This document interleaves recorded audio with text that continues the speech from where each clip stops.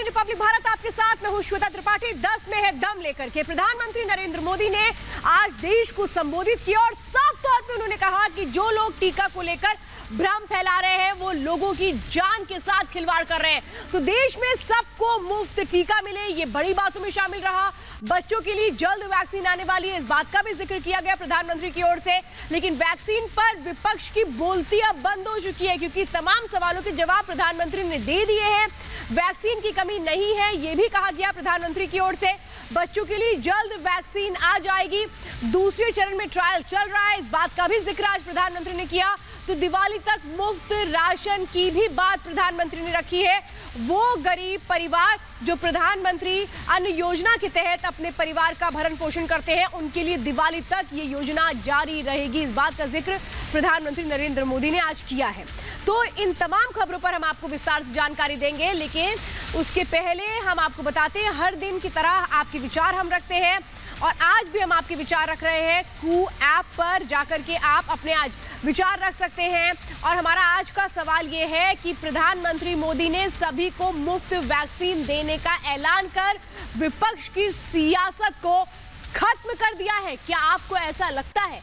अभी जाइए कू ऐप पर और रखिए अपने विचार। लेकिन साथ में आज हम आपको बताते हैं कि कौन सी वो बड़ी बातें हैं जो आज प्रधानमंत्री नरेंद्र मोदी की ओर से कही गई हैं जब उन्होंने देश को संबोधित किया।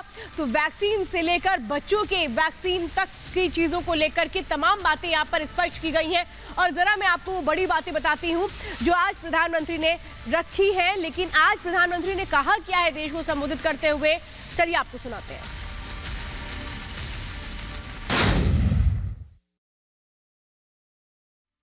वैक्सीनेशन से जुड़ा जो 25% काम था, उसकी जिम्मेदारी भी भारत सरकार उठाएगी।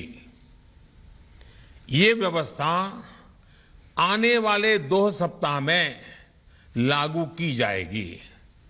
इन 2 सप्ताह में केंद्र और राज्य सरकारें मिलकर नई गाइडलाइंस के अनुसार आवश्यक तैयारी कर लेगी।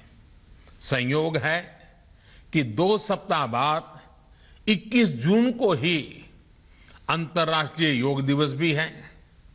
21 जून सोमवार से देश के हर राज्य में 18 वर्ष से ऊपर की उम्र के सभी नागरिकों के लिए भारत सरकार राज्यों को मुफ्त वैक्सीन मुहैया कराएगी। वैक्सीन निर्माताओं से कुल वैक्सीन उत्पादन का 75% हिस्सा भारत सरकार खुद ही खरीदकर राज्य सरकारों को मुफ्त देगी। यानी देश की किसी भी राज्य सरकार को वैक्सीन पर कुछ भी खर्च नहीं करना होगा। अब तक देश के करोड़ों लोगों को मुफ्त वैक्सीन मिली है। अब 18 वर्ष की आयु के लोग भी इसमें जुड़ जाएंगे। सभी देशवासियों के लिए भारत सरकार ही मुफ्त वैक्सीन उपलब्ध करवाएगी। इधर हाल के दिनों में कुछ एक्सपर्ट्स द्वारा हमारे बच्चों को लेकर भी चिंता जताई गई है। इस दिशा में भी 2 वैक्सीन का ट्रायल तेजी से चल रहा है। इसके अलावा अभी देश में एक नेजल वैक्सीन पर भी रिसर्च जारी है। इसे सिरिंज से न देकर नाक में स्प्रे किया जाएगा। देश को अगर निकट भविष्य में इस वैक्सीन पर सफलता मिलती है तो इससे भारत के वैक्सीन अभियान में और ज्यादा तेजी आएगी। साथियों, इतने कम समय में वैक्सीन बनाना अपने आप में पूरी मानवता के लिए बहुत बड़ी उपलब्धि है, लेकिन इसकी अपनी सीमाएं भी हैं। वैक्सीन बनने के बाद भी दुनिया के बहुत कम देशों में वैक्सीनेशन प्रारंभ हुआ और ज्यादातर समृद्ध देशों में ही शुरू हुआ।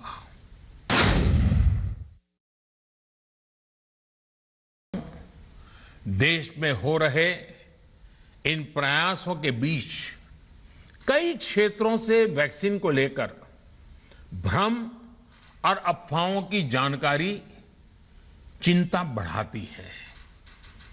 ये चिंता भी मैं आपके सामने व्यक्त करना चाहता हूं।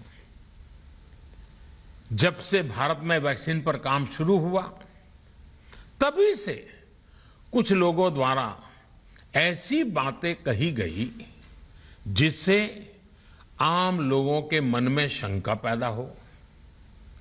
कोशिश ये भी हुई कि भारत के वैक्सीन निर्माताओं का हौसला पस्त पड़ जाए और उनके सामने अनेक प्रकार की बाधाएं आए।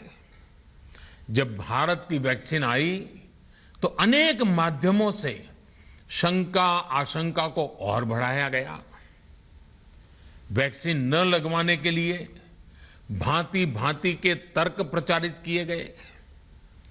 इन्हें भी देश देख रहा है।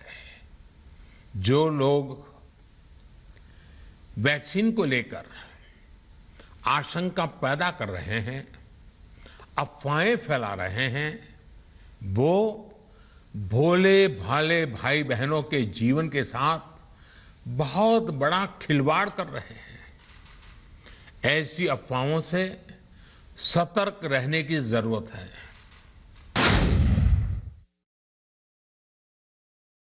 देश में 23 करोड़ से ज्यादा वैक्सीन की डोज दी जा चुकी है। 23 करोड़।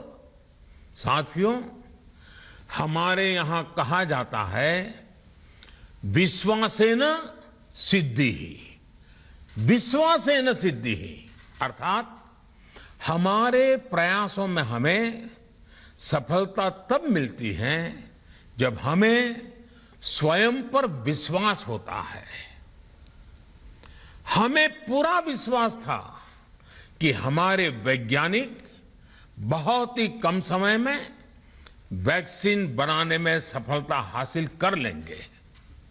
इसी विश्वास के चलते जब हमारे वैज्ञानिक अपना रिसर्च वर्क कर ही रहे थे, तभी हमने लॉजिस्टिक्स और दूसरी तैयारियां शुरू कर दी थी। आप सब भली भांति जानते हैं कि पिछले साल यानी 1 साल पहले, पिछले साल अप्रैल में जब कोरोना के कुछ ही हजार केस थे, उसी समय वैक्सीन टास्क फोर्स का गठन कर दिया गया था। भारत के लिए वैक्सीन बनाने वाली कंपनियों को सरकार ने हर तरह से सपोर्ट किया। वैक्सीन निर्माताओं को क्लिनिकल ट्रायल में मदद की गई। रिसर्च और डेवलपमेंट के लिए जरूरी फंड दिया गया। हर स्तर पर सरकार उनके साथ कंधे से कंधा मिलाकर चली। आत्मनिर्भर भारत पैकेज के तहत मिशन कोविड सुरक्षा के माध्यम से भी उन्हें हजारों करोड़ रुपए उपलब्ध कराए गए। पिछले काफी समय से देश लगातार जो प्रयास और परिश्रम कर रहा है, उससे आने वाले दिनों में वैक्सीन की सप्लाई और भी ज्यादा बढ़ने वाली है। आज देश में 7 कंपनियां विभिन्न प्रकार की वैक्सीन का प्रोडक्शन कर रही है। 3 और वैक्सीन का ट्रायल भी एडवांस स्टेज पे चल रहा है। वैक्सीन की उपलब्धता बढ़ाने के लिए दूसरे देशों की कंपनियों से भी वैक्सीन खरीदने की प्रक्रिया को तेज किया गया है। देश की किसी भी राज्य सरकार को वैक्सीन पर कुछ भी खर्च नहीं करना होगा। अब तक देश के करोड़ों लोगों को मुफ्त वैक्सीन मिली है। अब 18 वर्ष की आयु के लोग भी इसमें जुड़ जाएंगे। सभी देशवासियों के लिए भारत सरकार ही मुफ्त वैक्सीन उपलब्ध करवाएगी। गरीब हो, निम्न मध्यम वर्ग हो, मध्यम वर्ग हो या फिर उच्च वर्ग, भारत सरकार के अभियान में मुफ्त वैक्सीन ही लगाई जाएगी। हां, जो व्यक्ति मुफ्त में वैक्सीन नहीं लगवाना चाहते, प्राइवेट अस्पताल में वैक्सीन लगवाना चाहते हैं, उनका भी ध्यान रखा गया है। देश में बन रही वैक्सीन में से 25% प्राइवेट सेक्टर के अस्पताल सीधे ले पाए, ये व्यवस्था जारी रहेगी। प्राइवेट अस्पताल वैक्सीन की निर्धारित कीमत के उपरांत एक डोज पर अधिकतम 150 रुपये ही सर्विस चार्ज ले सकेंगे। इसकी निगरानी करने का काम राज्य सरकारों के पास ही रहेगा।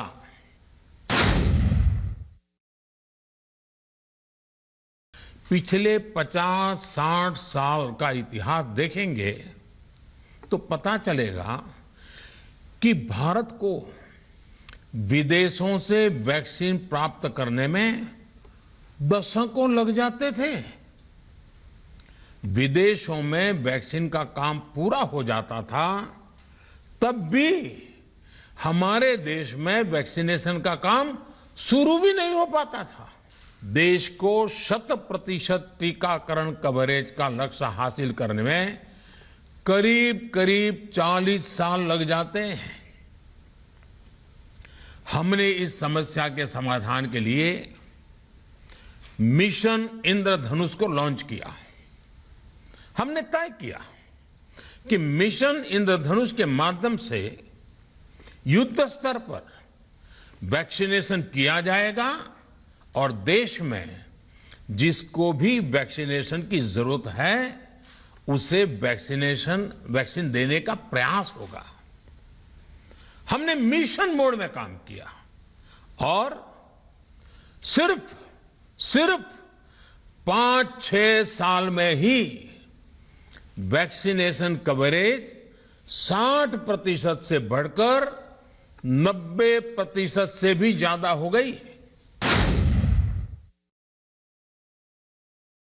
प्रधानमंत्री गरीब कल्याण अन्न योजना के तहत 8 महीने तक 80 करोड़ से अधिक देशवासियों को मुफ्त राशन की व्यवस्था हमारे देश ने की थी। इस वर्ष भी दूसरी वेव के कारण मई और जून के लिए भी इस योजना का विस्तार किया गया था। आज सरकार ने फैसला लिया है कि प्रधानमंत्री गरीब कल्याण अन्न योजना को अब दीपावली तक आगे बढ़ाया जाएगा। महामारी के इस समय में सरकार गरीब की हर जरूरत के साथ उसका साथी बनकर खड़ी है। यानी नवंबर तक 80 करोड़ से अधिक देशवासियों को हर महीने तय मात्रा में मुफ्त अनाज उपलब्ध होगा। इस प्रयास का मकसद यही है कि मेरे किसी भी गरीब भाई बहन को, उसके परिवार को भूखा सोना ना पड़े। जब नीयत साफ होती है, नीति स्पष्ट होती है, निरंतर परिश्रम होता है, तो नतीजे भी मिलते हैं।